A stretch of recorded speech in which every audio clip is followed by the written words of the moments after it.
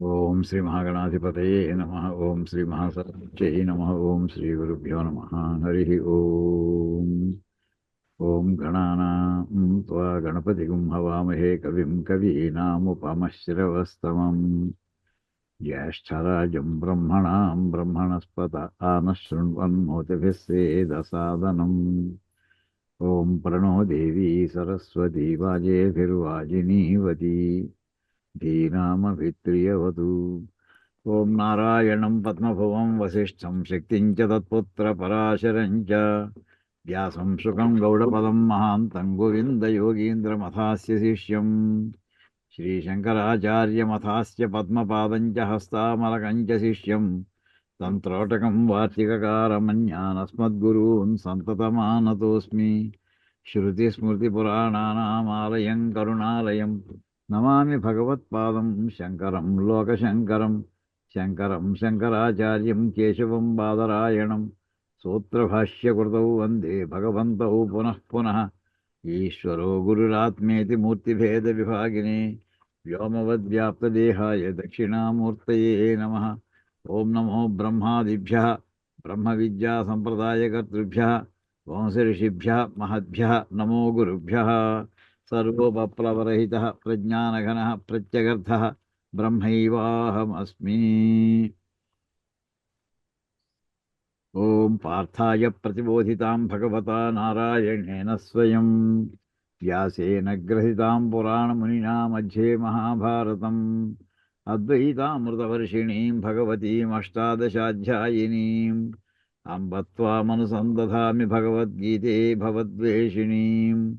నమోऽस्तु వ్యాసవిశాలబుద్ధే పుల్లారవిందాయతపత్రనేత్ర येन त्वया भारततैलपूर्णः प्रज्वालितो ज्ञानमयप्रदीपः. प्रपन्नपारिजाताय तोत्रवेत्रैकपाणये ज्ञानमुद्राय कृष्णाय गीतामृतदुहे नमः. वाचकः प्रणवो यस्य क्रीडावस्त्वखिलं जगत् श्रुतिराज्ञा वपुर्ज्ञानं तं वन्दे देवकीसुतं. सर्वोपनिषदो गावो दोग्धा गोपालनन्दनः पार्थो वत्सः सुधीर्भोक्ता दुग्धं गीतामृतं महतु. वसुदेवसुतं देवं कंसचाणूरमर्दनं देवकी परमानन्दं कृष्णं वन्दे जगद्गुरुं. भीष्मद्रोणतटा जयद्रथजरा गान्धारनीलोत्पला शल्यग्राहवती कृपेण वहिनी कर्णेन वेलाकुला. अश्वत्थामविकर्णघोरमकरा दुर्योधनावर्तिनी सोत्तीर्णा खलु पाण्डवैरणनदी कैवर्तके केशवे. पाराशर्यवचः सरोजममलं गीतार्थगन्धोत्कटं नानाख्यानककेसरं हरिकथा सद्भानुना बोधितं.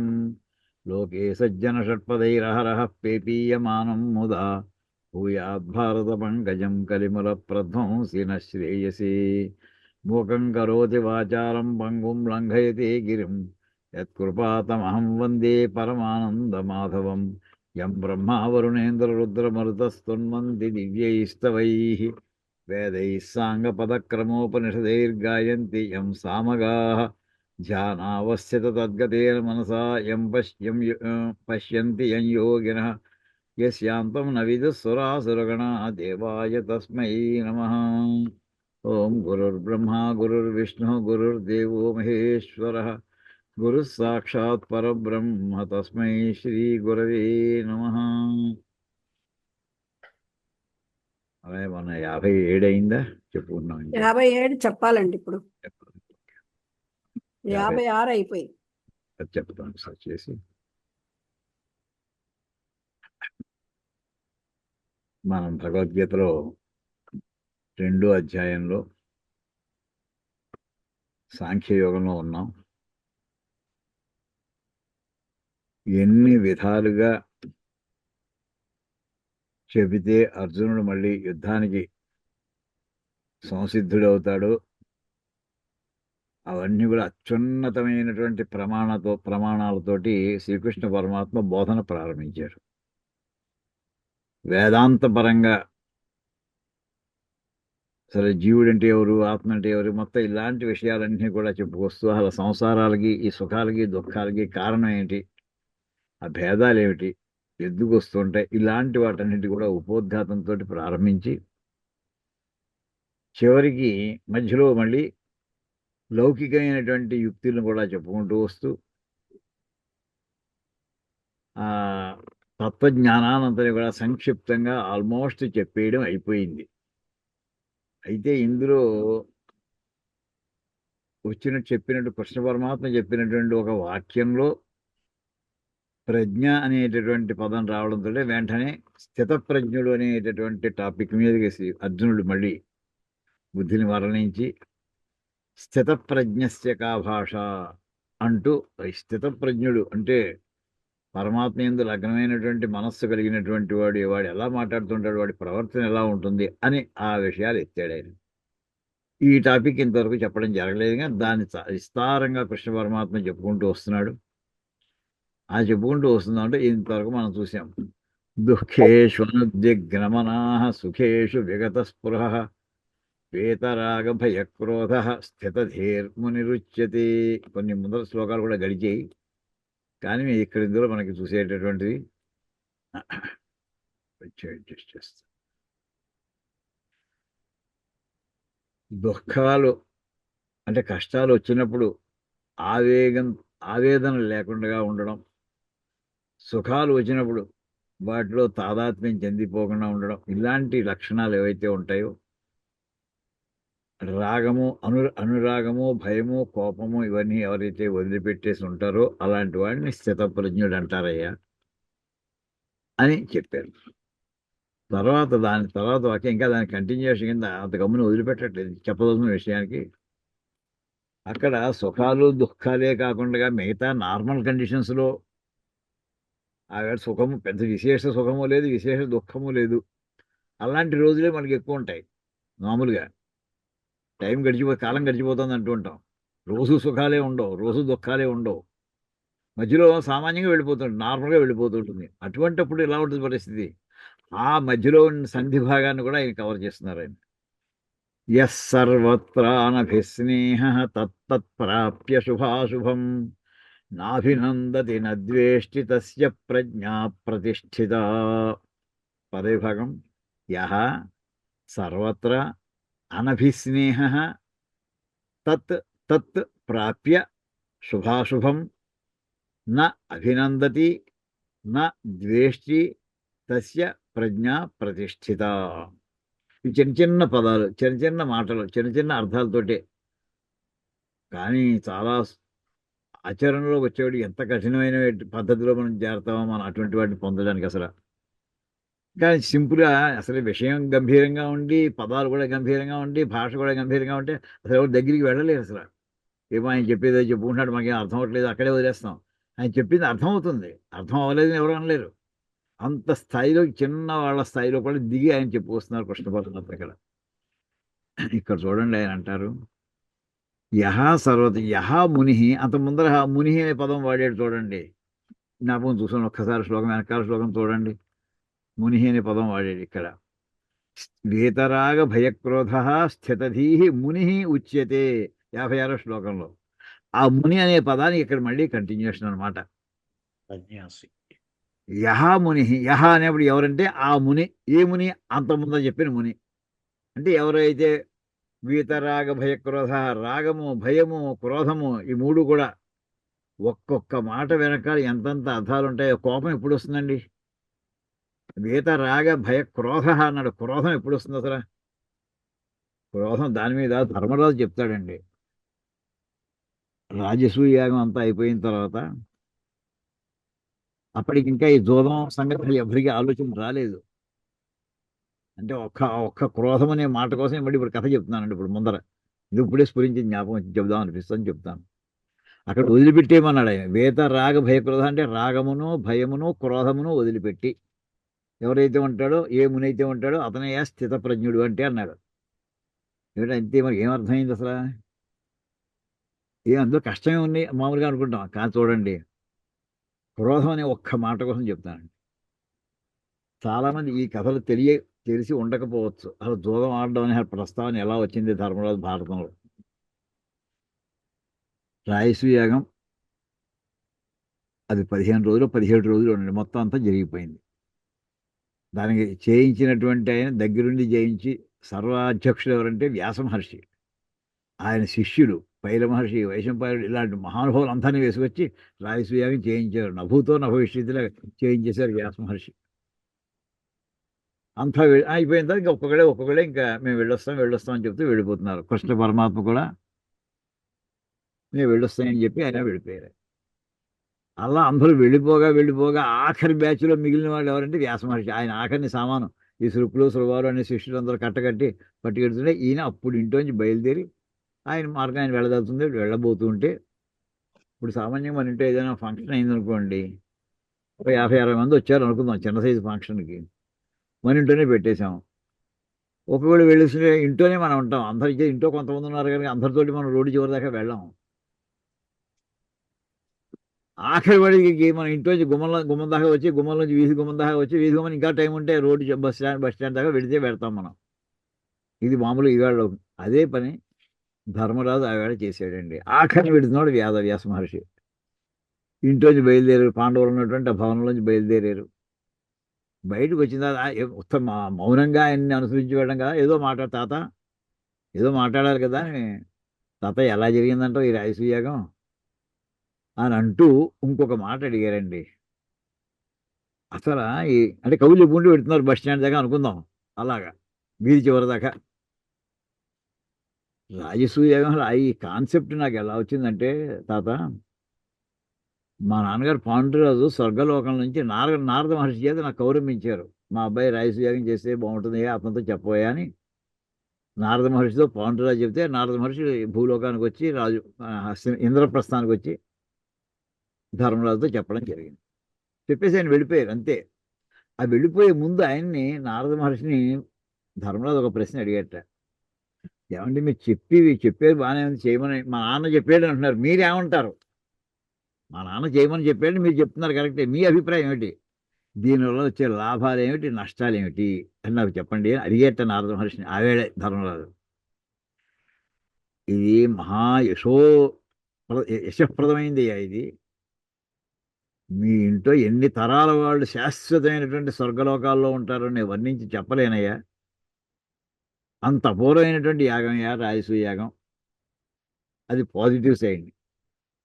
మరి దీనివల్ల వచ్చే ఇబ్బందులు ఏమైనా ప్రమాదాలు ఏమైనా ఉంటాయా? ఉంటాయి. ఏమిటంటే చెప్పలేనంత మంది జనం ఇందులో నశిస్తారయ్యా. అపార జన నష్టం ఉంటుంది ఇందులో మొదటిది చాలా బాగుంది వినడానికి, రెండోదేమో వినడానికి చాలా కఠినంగా ఉంది. ఇది చెప్పేసి ఆయన నారద మహర్షి వెళ్ళిపోయారు. వెళ్ళిపోయిన తర్వాత ఇప్పుడు నేను ఏమిటంటే చెయ్యమని తండ్రి ఆజ్ఞ, ఇందులో ఇబ్బంది జన నష్టం జరుగుతుందని. ధర్మరాజు మనసా ఎప్పుడు కూడా అతనికి ఎవరికి చీమ కూడా అపకారం చేయడం ఆయనకి ఇష్టం లేదు. అటువంటి అపారమైన జన నష్టం కలుగుతుందనే మాటకి మనసు కొంచెం కష్టంగా ఉండి వెంటనే కృష్ణ పరమాత్మ తలుచుకుంటే కృష్ణ పరమాత్మ వచ్చాడు. ఆయనతో జరిగినది చెప్పాడు. ఏమయ్యా రాజసూయాగం చేయమని మా నాన్న చెప్పేటప్పుడు ఏం చేయాలి ఈ విషయం అంతా చెప్పిన తర్వాత ఆయన అన్నాడు, నీకు ఇంకా ఎలిజిబిలిటీ రాలేదయ్యా రాజసూయాగం చేయడానికి అన్నట్ట. అంటే ఏమిటి అని అడిగాడు. ఈ భూమండలం మొత్తం మీద నిన్ను ఎదిరించేవాడు ఒక్కడు కూడా ఉండకూడదు. ఎదిరించేవాడు ఎలాంటిదంటే రాజసూయాగం చేస్తున్నామంటే ఓ దస్తావేజు మీద ఇతను సామ్రాట్ అని చెప్పి అందరూ సంతకాలు పెట్టేసినట్టండి.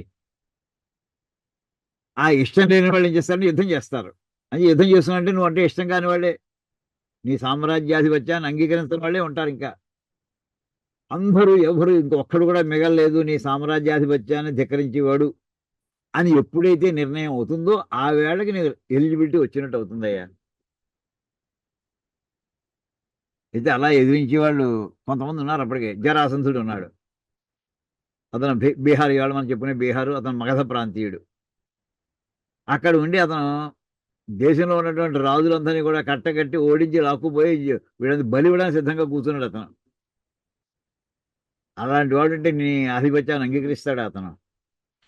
ముందు జరాసంధుడిని వేపేయాలి.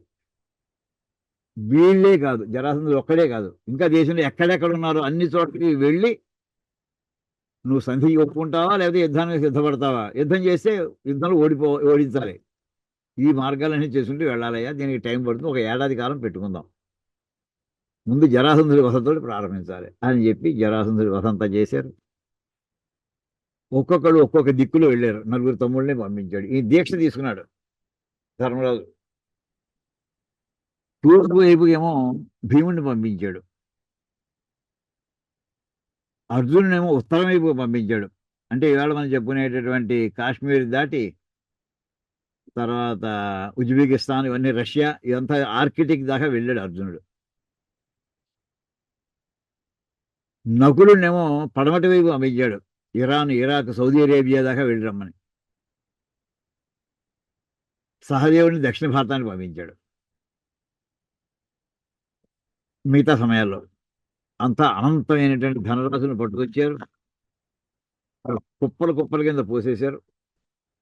యజ్ఞం ప్రారంభించిన మొదటి బంధువులందరినీ పిలిచాడు. అందులో చాకచక్యంగా తన పెదనాన్నని, ధృతరాష్ట్రుణ్ణి, గాంధారిని, దుర్యోధనుని మొత్తం అందరిని కూడా పిలిచాడు. వాళ్ళందరూ వచ్చారు అంటే అర్థం ఏంటంటే దశరథ ధర్మరాజు రాయసూయాగం చేస్తున్నాడు అంటే అంగీకరించారు అంతే. అంత మొదలు ఇద్దరు అర్ధరాజ్యం ఇద్దరిదేను. వాడు కూడా వచ్చాడంటే అక్కడ అంగీకరించినట్టు అయిపోయింది. అది పరోక్షంగా అతను లోపల పెట్టేశాడు తను. ఈ రకంగా అయిపోయినటువంటి దాంట్లో ఇప్పుడు ధర్మరాజు వెళ్ళిపోతున్నటువంటి వ్యాస మహర్షిని అడిగింది. మధ్యలో శిశుపాలుడు ఒక్కడే ధిక్కరించాడు. ధర్మరాజు యొక్క రాయసూయాగాన్ని ధిక్కరించలేదు. అగ్రపూజ ఏదైతే ఉందో మొట్టమొదటి చేసేటటువంటిది అగ్రపూజ కృష్ణ పరమాత్మ చేయడానికి వాడు ధిక్కరించాడు. వాడిని హతమార్తం జరిగిపోయింది మధ్యలోనే. ఇప్పుడు ధర్మరాజు నారద మహర్షి చెప్పినటువంటి వాక్యానికి, జరిగినటువంటి సంఘటనకి రెండింటినీ జ్ఞాపం చేసుకుంటూ వ్యాస మహర్షిని అడుగుతారు. ఇందులో జన నష్టం అవుతుంది అని చెప్పినటువంటి నారద మహర్షి యొక్క వాక్యము శిశుపాలుని యొక్క వధతోటి అది సంపూర్ణం అయిపోయినట్టుగా అనుకోవచ్చా అని అడిగాడండి. ఇంకొకసారి చెప్తాను వినండి. నారద మహర్షి చెప్పినటువంటి జన నష్టము శిశుపాలుని యొక్క వధతోటి అది ఆ వాక్యం అయిపోయింది అంతే. ఇంకా అలా అనుకోవచ్చా అని ప్రశ్న వేసాడండి. అబ్బాయి, అడగకూడని ప్రశ్న అడిగేవారా నువ్వు? ఆ జన నష్టం అనేటువంటి విషయం ఈ వేళ నుంచి ప్రారంభమవుతుంది. శిశుపాలుడు లెక్కలోకే రాదు. ఈ వేళ నుంచి నడుస్తుంది.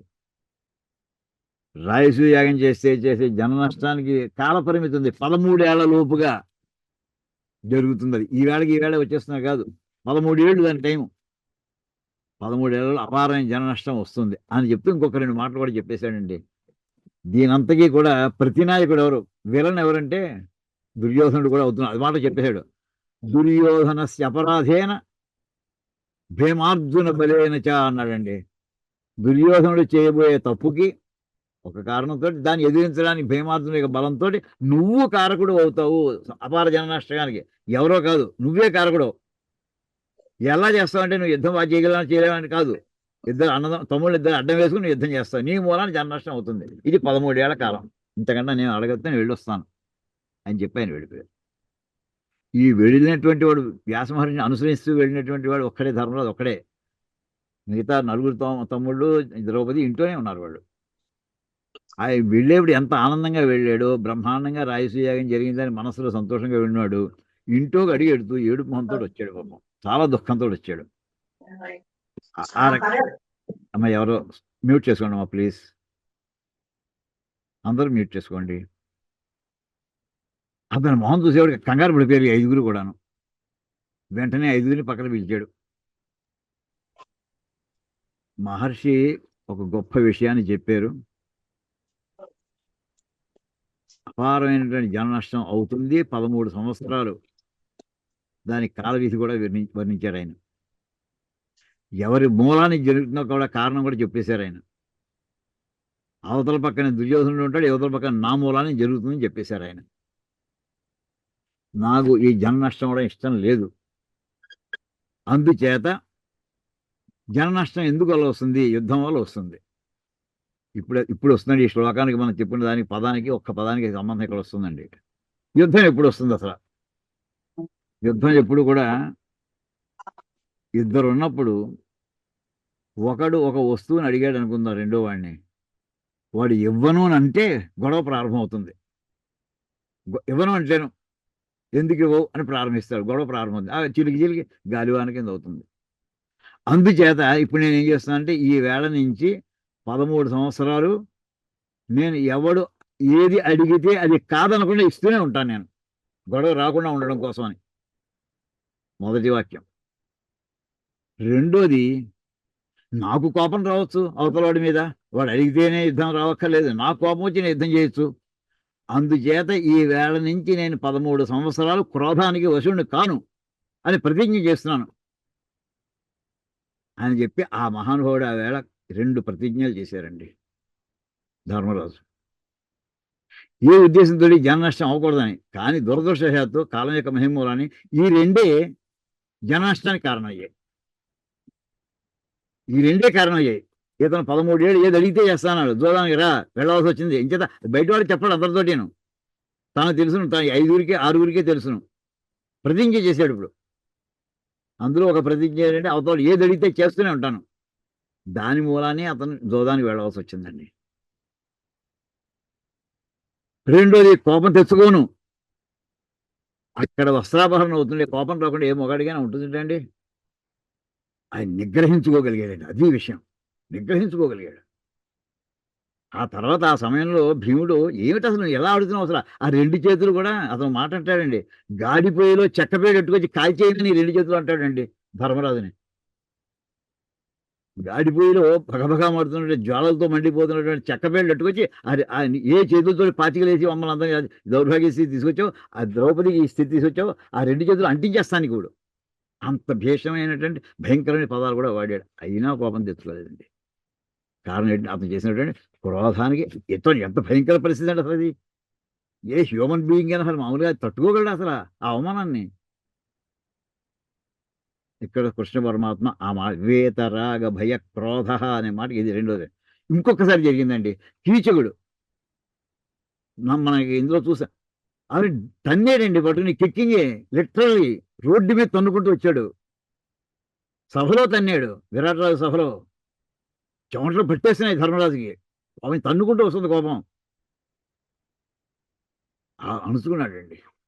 ఆ పక్కనే భీముడు ఉన్నాడు. ఆవేళ ఎందుకో సభలో పక్కనే ఉన్నాడు. ఎప్పుడైతే తన్నాడు ద్రౌపది కీచకుడు, ఆ పక్కనే ఉన్నాడు పచ్చడి చెట్టు ఉంటుంది, ఆ చెట్టుని మొత్తం వేళ్లతో సహా పెకలించి వస్తున్నట్టండి భీముడు. తట్టుకోలేడు అతను, ఆపుకోలేడు కోపాన్ని. ఇప్పుడు ఇందులో మళ్ళీ స్ట్రాటజీ, ఫ్యూచర్ యాక్షను, తన ప్రతిజ్ఞ ఇవన్నీ కూడా ఏమిటి ఉన్నాయి. వెంటనే భీముడిని ఒక మాట అంటాడు, ఇది పచ్చి చెట్టు అయ్యా, ఇది నువ్వు వంటవాడి ఎండు చెట్టు కావాలని, పచ్చి చెట్టు కాదు, ఈ చెట్టు విరగొట్టదు, లాగద్దు, అలా ఉంచేసి వెళ్ళిపోలు, లోపలికి వెళ్ళు. అందులో 2 అర్థాలండి. ఒకటి ఏమిటంటే, ఇది మనం విరాట్ రాజు అనే చెట్టు యొక్క ఆశ్రయంలో ఉన్నాం మనం.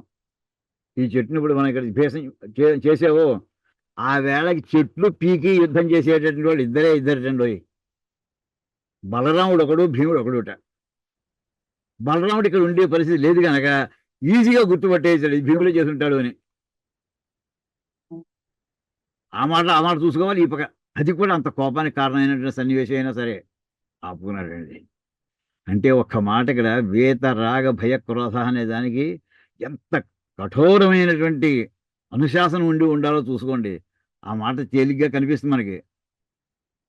అనురాగాన్ని వదిలిపెట్టు, భయాన్ని వదిలిపెట్టు, కోపాన్ని వదిలిపెట్టడం సాధ్యం. అలాంటి పరిస్థితి వస్తే ఎవరికైనా మనం దెబ్బలు తిన్నా సరే, ప్రాణం పోయినా సరే అడ్డపడతాం. కానీ అక్కడ అదండి, ఆయన అంత లోతుగా మనం విషయాన్ని, ఆ మాటకి లోతు తెలియడం కోసం ఈ కథ అంతా చెప్పుకొచ్చామండి. ఇప్పుడు ఇక్కడ చూద్దామండి, వాడి భాష్యంలోకి వచ్చేద్దాం. యహా ముని సర్వత్ర దేహ జీవితాదిష్వపి అనభిస్నేహ అభిస్నేహవర్జిత తత్తత్ప్రాప్య శుభాశుభం తత్తత్శుభం అశుభం వా లబ్ధ్వా న అభినందతి న ద్వేష్టి, శుభం ప్రాప్య న తుష్యతి నహురిష్యతి, అశుభం చ ప్రాప్య న ద్వేష్టి ఇత్యర్థః. ఎవరైతే ఆ ముని ఇందాక చెప్పుకున్నామండి, ఆ శతప్రజ్ఞుడైనటువంటి అతని వ్యక్తి ఎవరైతే ఉన్నారో, మౌనంగా ఉండేవాడు. మౌనంగా ఉండడం అంటే ఇంద్రియాలన్నీ కంట్రోల్లో ఉన్నటువంటి వాడు. ఇక్కడ సర్వత్ర దేహ జీవితాదిష్వపి, సర్వత్ర అని పదం వాడేయండి. సర్వత్ర అంటే అంతటా, అంతటా అంటే ఎంతటా, ఏమేమిటి అంతటా అంటే దేహమును. ఇక్కడ ఈ ఆది అనే పదం ఉంది.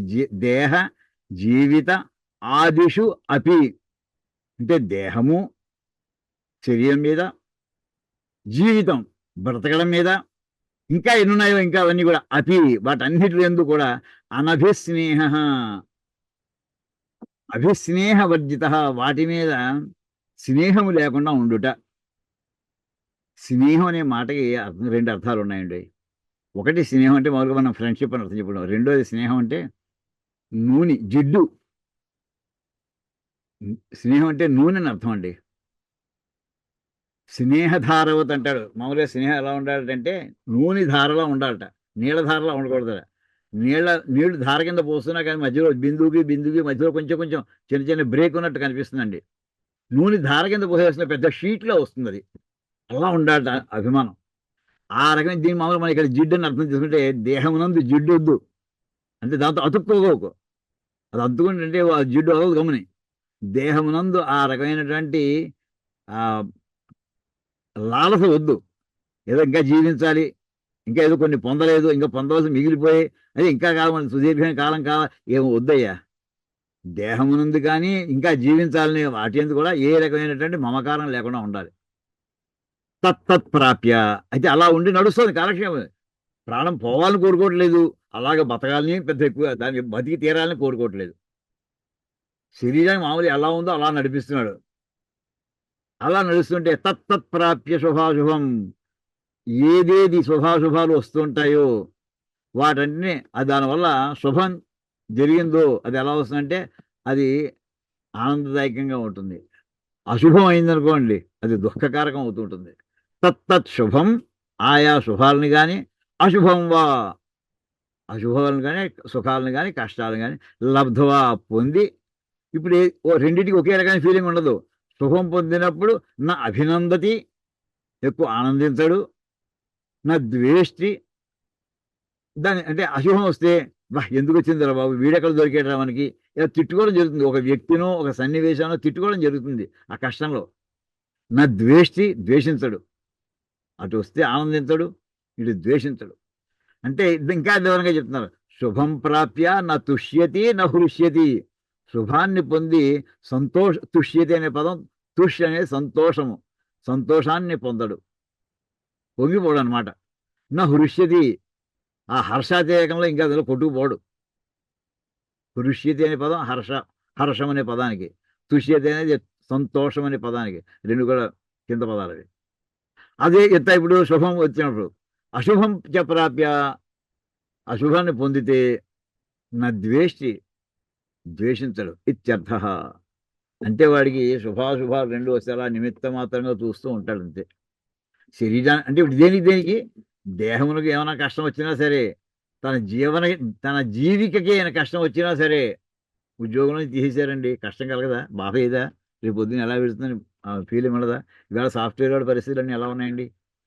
ఏ రోజున పింక్ కార్డు చూపిస్తాడో తెలియదు అని అంటుంటారు. సిచ్యువేషన్ అలా ఉంది వాళ్ళ దేశం, ప్రపంచం అంతా. మన దేశం ఒకటే కాదు, మన దేశం చాలా బాగుంది సార్ మిగతా అందరికంట. మన క్లాసులో ఉన్నానో తర్వాత నేను ఫోన్ చేస్తాను మీకు.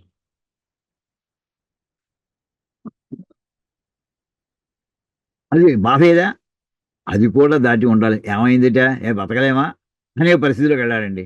ఆ ఉద్యోగం సాఫ్ట్వేర్ ఉద్యోగం చేయాలా, ఇంకా ఎన్ని లేవు, ఏదో ఒకటి చేసుకోవచ్చు. నిజంగా బతకాలనుకుంటే అనేక మార్గాలు ఉన్నాయి, అది ఒకటే మార్గం కాదు, సాఫ్ట్వేర్ ఒకటే కాదు. పాఠాలు చెప్పుకోవచ్చు, ట్యూషన్స్ చెప్పుకోవచ్చు, ఏదో రకంగా చేయొచ్చు. ఉదాహరణ చెప్తానండి, ఇక్కడ రెండో ఉదాహరణ చెప్తానండి. కళ్ళు లేని వాళ్ళ సంగతి చూడండి. ఏమండి వాడు ఎంత అగ్రెసివ్గా అయినా వెళ్ళగలడా? ఎక్కడికి వెళ్ళలేడు. ఒంటరిగా వెళ్ళగలడా? వెళ్ళలేడు. అన్నిటికీ పరాధీనే. అడుగు వేయాలంటే పరాధీనం. కళ్ళు లేకుండా పెడితే అక్కడ గొయ్యిందో తెలియదు, గోడందో తెలియదు. అటువంటి పరిస్థితుల్లో వాళ్ళు ప్రపంచాన్ని నెగ్గినటువంటి వాళ్ళు కొంతమంది ఉన్నారండి. అంటే ఒక్కొక్క మాటకి ఒక్కొక్క ఉదాహరణ జ్ఞాపకం వస్తుంది. అలా ఎవరున్నారు? ఇద్దరు ప్రముఖమైనటువంటి వ్యక్తులండి. పుట్టుగుడ్డులు వాళ్ళు, పుట్టినప్పటి నుంచి పుట్టిన దాకా లోకంలో కొన్నాళ్ళు కొంతమంది పాపం కళ్ళు 15 ఏళ్ళ దాకా 20 ఏళ్ళ దాకా ఉండి అప్పుడు కళ్ళు పోయిన వాళ్ళు చాలా మంది ఉన్నారు. మొన్న ఒక అమ్మాయి వచ్చారు మా ఇంటికి. ఆ అమ్మాయి బీటెక్ ఫస్ట్ ఇయర్ చదువుతుండగా విజన్ పోయింది.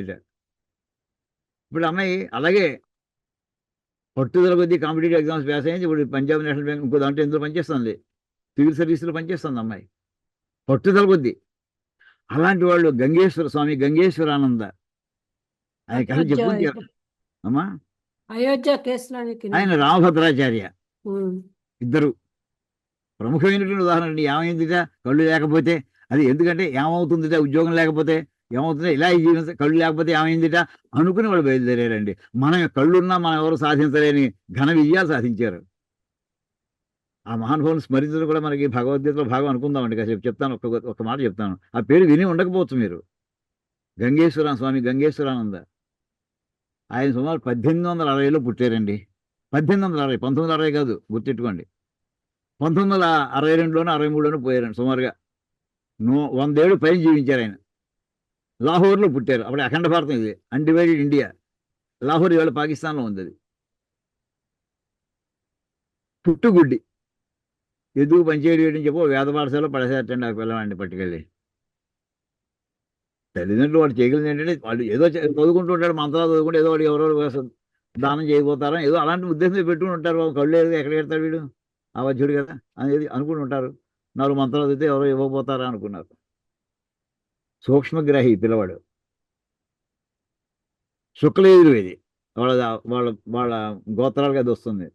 శుక్లయజుర్వేదం చదువుకున్నారు, వేదం అంతా చదువుకున్నారు, పదం చెప్పుకున్నారు, క్రమ చెప్పుకున్నారు, జట చెప్పుకున్నారు, ఘన చెప్పుకున్నారు. ఆయన ఘనపడి అయ్యారు ఆయన శుక్లయజుర్వేదంలో. ఏనాటి కథ చెప్తున్నానండి, 150 ఏళ్ళు 160 ఏళ్ళ వెనకాల కథ చెప్తున్నాను. ఆయనకి ఆయన కంఠం బాగుండో లేకపోతే ఆయన యొక్క డ్రైవ్ అన్ని చోట్లకి వెళ్ళడం ప్రారంభించారు. ఆయన ఎవరో సహాయం పెట్టుకోవడం, వెళ్ళిపోతుండడం. ఆయనకి ఆ వేళ వేదాలని పరిరక్షించాలి అని కోరిక పుట్టిందండి. 1890 ఆ ప్రాంతాలకి వేదాలను పరీక్షించాలి. వేదాలన్నీ కలిపి ఒక పుస్తకంలో వేయాలి. 4 వేదాలే ఒక పుస్తకం. మనం ఈ మధ్య శబ్దవేదం పట్టుకొచ్చామండి. మనమే మొదటి వాళ్ళం కాదండి. ఆ మహానుభావుడు నాకు ముందు ఇప్పుడు ఆదర్శం. ఆయన 1940-50 నాటికి ఆ పుస్తకం తయారైందండి. ఒక్కొక్క వేదం, ఋగ్వేదం నుంచి ఒక శాఖ, యజుర్వేదం నుంచి ఒక శాఖ, అంటే శుక్లయజుర్వేదం తీసుకున్నాం, మన కృష్ణ యజుర్వేదం తీసుకోలేదండి. సామవేదం, అసలు 4 వేద శాఖలు తీసుకుని ఒక పెద్ద పుస్తకం చేశారండి. మన శబ్దవేదం పుస్తకం కూడా ఇంకా పెద్దది. అడ్డంగా పెడితే న్యూస్ పేపర్ స్ప్రెడ్ చేయండి, అంత వెడల్పండి. అది ప్రింట్ చేయడానికి మామూలుగా ఆ వేళ ప్రింట్ డిటిపి లేవు. ఆ వేళ లెడ్ తోటి మనకి సీసంతో చేసినటువంటి మనం చూస్తున్న పాత ప్రెస్లు చూసిన వాళ్ళకి తెలుస్తుందండి. మన ఏజ్ వాళ్ళందరికీ తెలుస్తూనే ఉంటుంది పాత ప్రెస్ది. ఆ లెడ్ అని తీసుకుని దాని మీద కంపోజ్ చేసుకుంటూ ప్రింట్ చేసేవారు. ఆయనకి అనిపించిందిట, ఎప్పుడైతే చేద్దామని అనుకున్నారో వేదాలను పుస్తకంలో పెట్టాలని, ఇంతకు ముందు వాడేసినటువంటి ఆ లెడ్ పీసెస్ తోటి దీన్ని ప్రింట్ చేయకూడదు, ఇది అపవిత్రం అయిపోతుంది. ఇది పవిత్రమైనటువంటి వేదాన్ని ప్రింట్ చేయాలంటే ఫ్రెష్గా తయారు చేయించాలి అని చెప్పి మొత్తం అక్షరాలన్నిటి కూడా లెడ్లు ఎన్నైతే ఉంటాయో అన్ని రకాల లెడ్లు తయారు చేయించారటండి ఆయన. మన ఈవేళ ఫాంట్ 32 అనుకోండి ఉదాహరణకి, ఆ సైజులో తయారు చేయించారు. ఫాంట్ 8లోను, ఫాంట్ 10లోను కాదు, ఫాంట్ 12లో కాదు. ఈవేళ మనం చూసే 32 ఎంతైతే ఉంటుందో అంతంత సైజు అక్షరాలండి. దానికి ఎన్ని ఉంటాయి, తలకట్లు, ఒత్తులు, ద్విత్వాక్షరాలు, అన్నిటి రకాలు సంస్కృత భాషలో రావడానికి వీలుగా అంతా చేయించారండి. అలాగా ఆయన 20 ఏళ్ళు 30 ఏళ్ళు పట్టిందో మహానుభావుడికి పుస్తకం తయారు చేశారండి.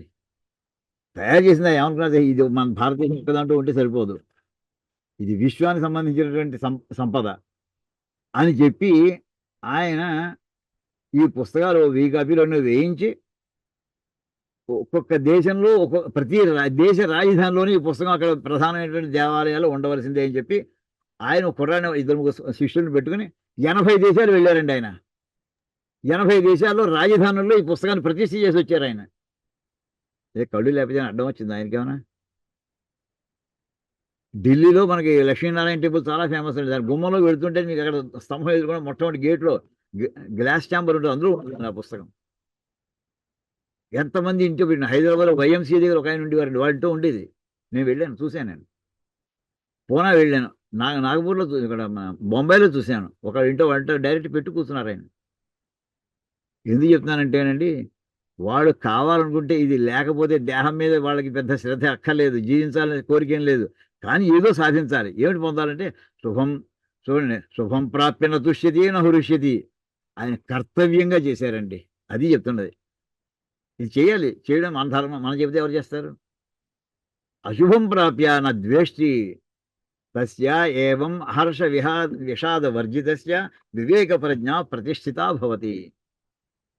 ఆయన చేసినటువంటి ఒక పుస్తకానికి నాసిక్ అండి, మన నాసికా తీయంపకం చెప్పుకుంటాం కదా, నాసిక్లో మరి చెప్తున్నాడు ఇప్పుడు రాబోయే గోదావరి పుష్కరాలకి అండి మహారాష్ట్రలో 22,000 కోట్లు ఖర్చు పెట్టబోతున్నట్టండి గోదావరి పుష్కరాలకి మహారాష్ట్రలో.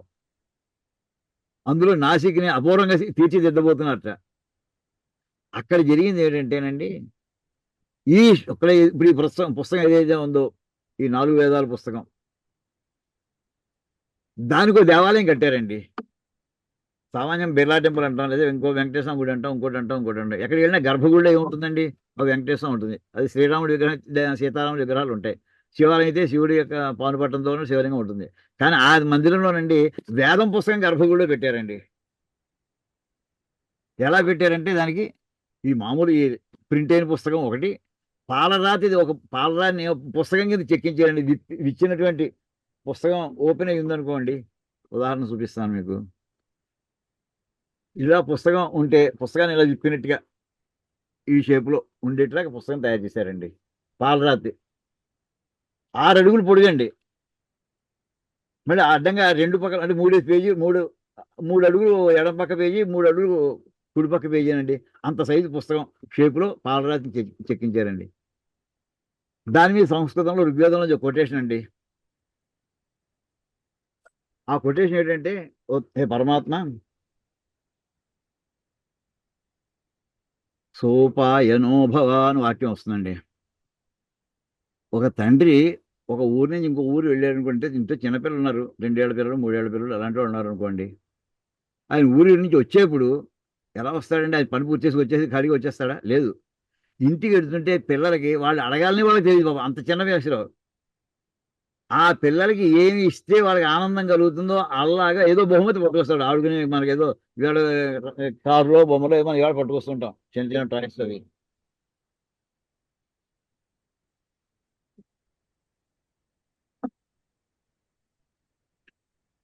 ఏదో టాయ్స్ పట్టుకొస్తుంటాం మనం. సన పితేవ సోన వేగ్నే సోపాయనో భవ అని సంస్కృతంలోనే పెద్ద అక్షరాలతోటి ఈ 3 అడుగులు ఆ 3 అడుగులు అడ్డంగా ఏటవాలుగా చెక్కించేశారండి. దాని మీద సంస్కృతంలో కొటేషన్ అండి. వేదానికి దేవాలయం కట్టించారు. ఎక్కడ మనం వినం అసలు. వేదానికి దేవాలయం అంటే గర్భగుడిలో వేద పుస్తకం పెట్టి ఆ పక్కన ఇందాక ప్రింట్ చేసిన పుస్తకం పెట్టారండి. చూసి తీరవలసిన దృశ్యం అండి. అంటే ఎప్పుడైనా మళ్ళీ పుష్కరాలకు ఎవరైనా ఎక్కడైనా పెడతారేమో నాసిక్ పెడితే అది అడగండి, వేద మందిర్ అంటారు దాన్ని, వేద మందిర్. ఆయన శిష్యుడే కిషన్లాల్ శారడా అని కోటీశ్వరుడు ఆయన. ఆయన ఆ దేవాలయం నిర్వహణ చేస్తున్నారండి. వాళ్ళకి ఏమీ లేదు, అంతే హాయిగా ఆ వేదమాత అక్కడ ఉంది చాలు, ఇంకేం అక్కర్లేదు ప్రపంచంలో వాళ్ళకి.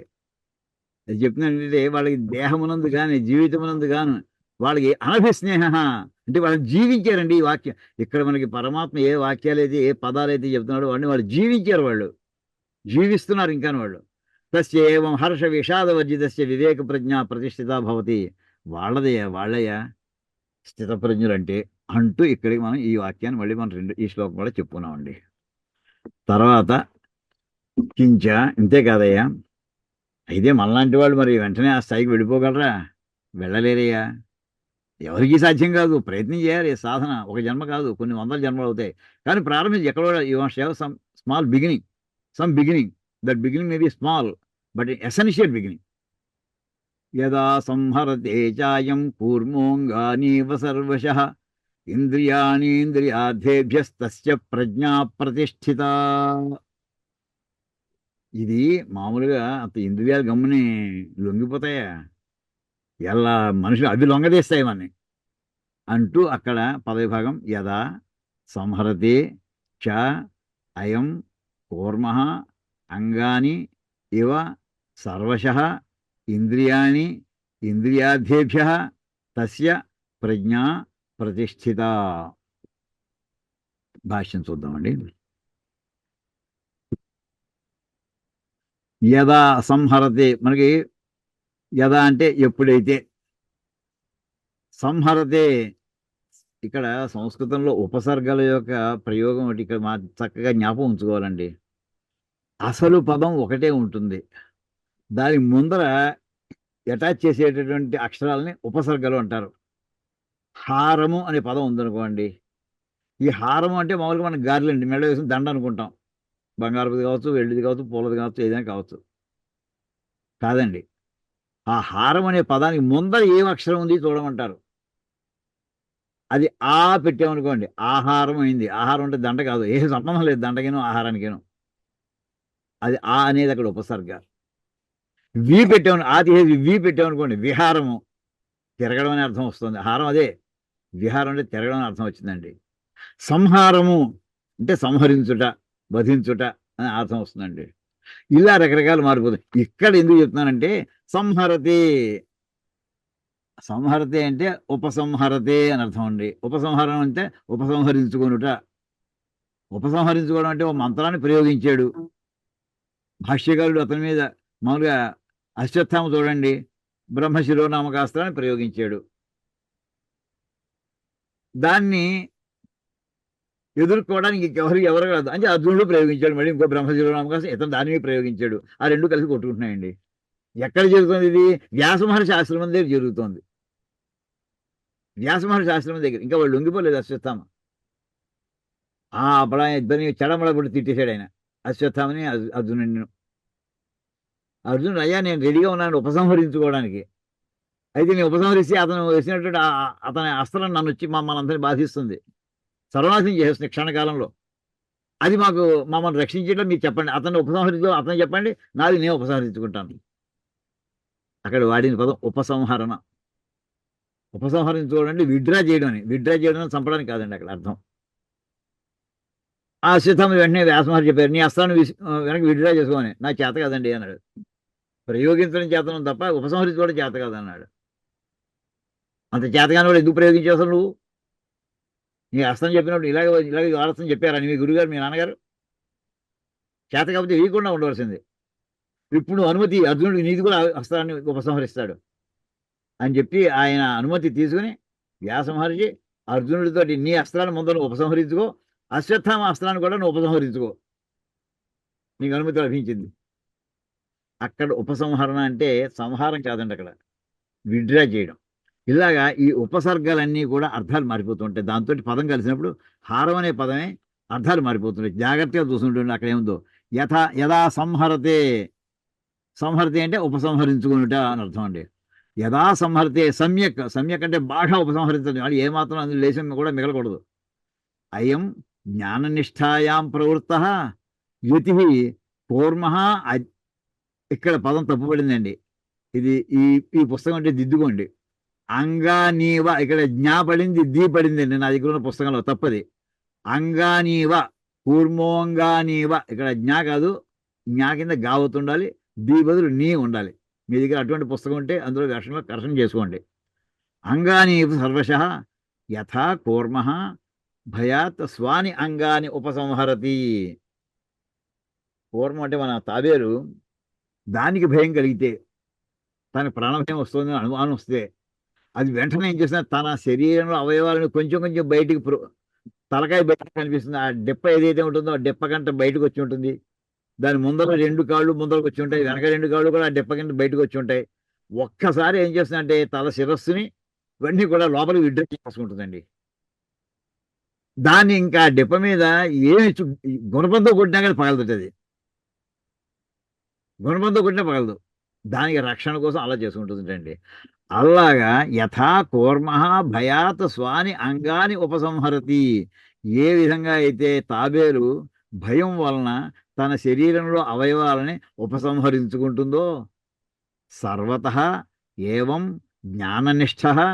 ఆ రకంగానే జ్ఞాననిష్ట అంటే జ్ఞాననిష్ఠుడు అంటే పరమాత్మని యందు పూర్తిగా మనోబుద్ధుల్ని కేంద్రీకరించి ఆ ఆత్మజ్ఞానాన్ని పొంది అందులో రమిస్తున్నటువంటి వాడు. ఇంద్రియాణి ఇంద్రియార్థేభ్య సర్వ విషయేభ్య ఉపసంహరతే. ఈ ఇంద్రియాలు చాలా ప్రమాదకరమైనవి. వీటికి ఆ ఇంద్రియాలు వాటి వస్తువుల కోసం పరిగెడుతూ ఉంటాయి. అంచేత ఆ విషయాలు వాటిని విషయం అంటారు. మన దీని మీద డయాగ్రామ్ కూడా వేసుకున్నాం అమ్మా ఇదివరకు ఒకసారి బ్రహ్మసూత్ర భాష్యం పాఠం చెప్పినప్పుడు. విషయం అనేది 5 రేణులో రాసుకున్నాం, దాని కింద ఇంద్రియం అని రాసుకున్నాం, దాని కింద మనస్సు అని రాసుకున్నాం, దాని కింద బుద్ధి అని రాసుకున్నాం. ఆ విషయములు మామూలుగా అట్రాక్టివ్ పాయింట్స్ అవి. అంచేత ఇక్కడ ఆ రకంగా ఉండేటటువంటి ఆ విషయములు మనస్సుని ఇంద్రియాలను లాక్కుంటూ ఉంటాయి. ఈ మనస్సు అప్పటికే ఇంద్రియాల్లో లోపల జేరు కూర్చొని ఉంటుంది.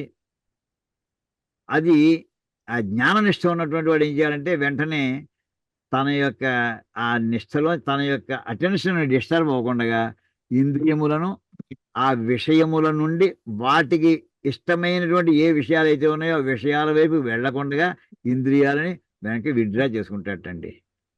జ్ఞాననిష్ట ఏవం ఈ విధముగా జ్ఞాననిష్ట జ్ఞానమునందు నిష్ట కలిగినటువంటి వ్యక్తి ఆ సాధకుడు ఇంద్రియాని ఇంద్రియార్థేభ్య ఇంద్రియములకు సంబంధించినటువంటి విషయములు అంటే ఒక్కొక్కటి ఒక్కొక్క రకం ఒక్కొక్క ఇంద్రియానికి మన పంచ కర్మ జ్ఞానేంద్రియాలు ఉన్నాయి. కన్ను ఉందనుకోండి, ఆ కన్ను కాస్త అందమైనటువంటి సుందరమైనటువంటి దృశ్యాలను చూడాలని కోరుకుంటుంది. చెవి ఉందనుకోండి, శ్రావ్యమైనటువంటి శబ్దాలను వినాలని కోరుకుంటూ ఉంటుంది. ముక్కు ఉందనుకోండి, అది సుగంధభరితమైనటువంటి వస్తువులను ఆఘ్రానించాలని ఉంటూ ఉంటుంది. ఆయా వస్తువులు ఆయా ఇంద్రియములు ఆయా వాటికి సంబంధించినటువంటి వస్తువులకేసి అది పరిగెట్టి వెళ్ళిపోకుండా సర్వ విషయేభ్య ఎన్ని ఇంద్రియాలు అయితే పంచేంద్రియాలు ఏవైతే ఉన్నాయో అన్నీ కూడా సమస్త వాటి విషయముల నుండి ఉపసంహరితే ఉపసంహరించుకుంటాడు వాడు.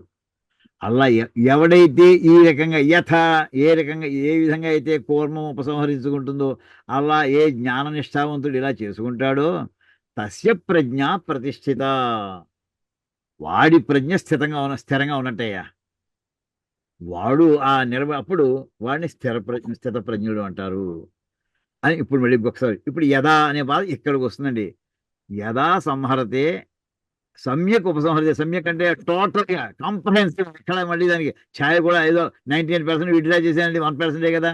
ఇప్పుడు గోల్డ్ చెప్తే ఏదో 997 అంటుంటాడు, ఇంకా 3 ఇంప్యూరిటీ ఉందని అర్థం లేదు. 1000 పాయింట్స్ ఉండవలసిందే ప్యూరిటీ. అలాగా దాన్ని సమ్యక్ అంటారండి. యథా సంహరతే సమ్యక్ ఉపసంహరతే చ ఎవరైతే ఎప్పుడైతే అంటే ఎప్పుడంటే ఎప్పుడు ఈ ఇంద్రియం ప్రకోపించి ఆ విషయాల వైపు వెళ్ళబోతోందో అప్పుడు ఎన్ని విషయాలు ఎన్ని ఇంద్రియాలు ఒకేసారి కావచ్చు అన్నిటినీ అప్పుడు ఎలా అనే మాట దానికి అర్థం అండి. ఆ రకంగా ఈ యతి అయినటువంటి వాడు ముని అయినటువంటి వాడు ఎవరైతే ఇందాక జ్ఞాననిష్టలో ఉన్నాడో వాడి ఇంద్రియాలని అన్ని కూడా కంట్రోల్ అంటే విషయముల కేసు వెళ్ళిపోకుండా వాటిని ఆపుకుంటూ ఉపసంహరించుకుంటూ ఉంటాడు. వాడే స్థిత ప్రజ్ఞుడంటే. సర్వ విషయేభ్య చాలా చిన్న చిన్న పదాలండి, పెద్ద కష్టమేం కాదు ఇవన్నీ కూడా. ఇది అయిన తర్వాత ఇక్కడ అయితే ఏమయ్యా ప్రయత్నం చేయకుండానే కొన్ని కండిషన్లు విత్డ్రా అయిపోతాయ్యా. 4 రోజులు లంకనాలు పెట్టేస్తే వీడికి ఇంకెక్కడికి నీరసంగా పడిపోయి ఉంటాడు వీడు. ఇంకా టీవీ అప్పుడు నాకు చూడాలని లేదు, తినరా నాకు తినాలని లేదు, ఎక్కడ సినిమాకి వెళ్దాం ఆ సినిమాకి వెళ్ళి ఓపిక లేదు. ఇలా ఆటోమేటిక్గా విత్డ్రా అయిపోయాయి కదా ఇంద్రియాల నుంచి విషయాల నుంచి. ఆ మాట చెప్పిన వాక్యం దానికి మళ్ళీ భూమిక రాస్తున్నారండి. తత్ర విషయాన్ అనాహరత ఆతురస్యాపి ఇంద్రియాన్ని నివర్తంతే కూర్మాంగానేవ సంహ్రియంతే నతు తద్విషయ రాగ సహా కథం సంహ్రియతే ఇది ఉచ్యతే. ఇక్కడ అనాహరత ఆతురుడు అంటే రోగం ఉన్నవాడండి, అంటే ఒంటో బాలేదు. దీనికే రామాయణంలో నేత్రాతుర అని పదం వాడతాడండి శ్రీరామచంద్రుడు. కళ్ళగలగ కలిగినటువంటి వాడు అనే పదం అక్కడ వస్తుంది. నేత్రాతుర అంటే కంటికి అనారోగ్యం చేసింది, అంటే కళ్ళగల కలిగింది వాడికి, అక్కడ వాడతాడండి. ఇక్కడ ఆతుర అంటే అనారోగ్యవంతుడు. వాడికి కూడా అంటే ఆహారం తినట్లేదు. అనాహరత విషయాన్ అనాహరత వాడి విషయాలు లాగుతున్నాయి కానీ వీడికి దాని పక్కకి చూసి ఓపిక లేదు వీడికి. పాపం ఓపిక లేనివాడు దానికి ఏం చూస్తాడు.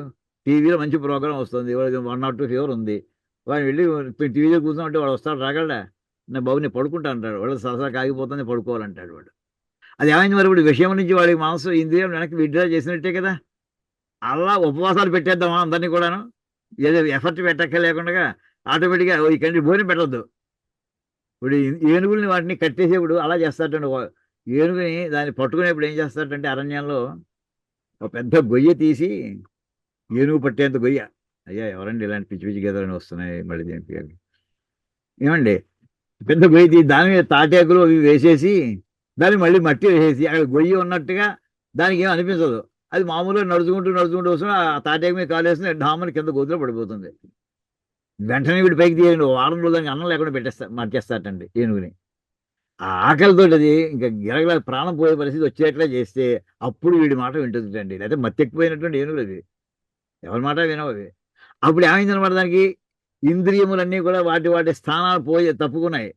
అప్పుడు విషయాలకేసి వెళ్ళమంటే వెళ్ళవు, ఇంద్రియాలు వెళ్ళలేవు ఓపిక లేక అని అంటాం. కానీ ఇక్కడ ఓ మాట అంటున్నారండి కృష్ణబాబు, ఇంద్రియాలు వాడి ఓపిక లేక వెళ్ళలేకపోయా కానీ వెళ్ళకూడదు మానేసేయా అని అడుగుతున్నారండి.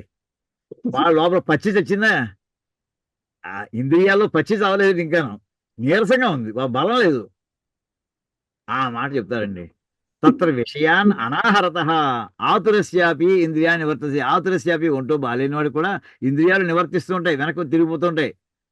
ఇంద్రియాలు వెనక్కి వచ్చేస్తున్నాయంటే ఓపిక లేక.